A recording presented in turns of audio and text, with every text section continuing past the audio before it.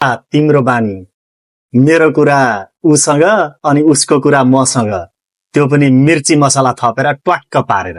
कुरा बोक्ने, कुरा थप्ने, सानो कुरालाई ठूलो बनाउने अनि दुई व्यक्ति वा समूह बीच झगडा लगाउने प्रवृत्ति हो कुरौटे प्रवृत्ति, वा चलन चल्तीको भाषामा हामी भन्छौं नारद मुनि प्रवृत्ति।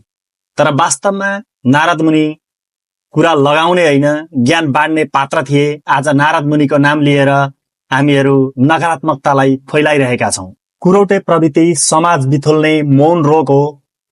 अब यसलाई रोक्न जरुरी छ। तपाईं हामी परिवर्तन हुन जरुरी छ।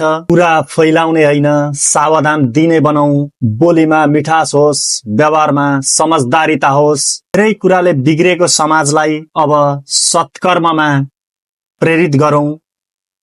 अरूको कुरा काट्ने व्यर्थ समयमा केही नयाँ सृजनात्मक कार्यहरू गरौं। केही सोचौं, त्यो पनि सकिँदैन भने मौन बसौं। तपाईं हामी पनि सजग बनौं। कसैको कुरा सुनेको भरमा कसैप्रति नकारात्मक धारणा बनाउनु भन्दा सम्बन्धित व्यक्तिसँग गएर कुरा गरौं, समस्यालाई सुरुवातमै सुल्झाउँ। कुरौटे प्रविधि भएका व्यक्तिहरू कहिल्यै कसैका हुन्नन् भन्ने बुझ्न जरुरी छ।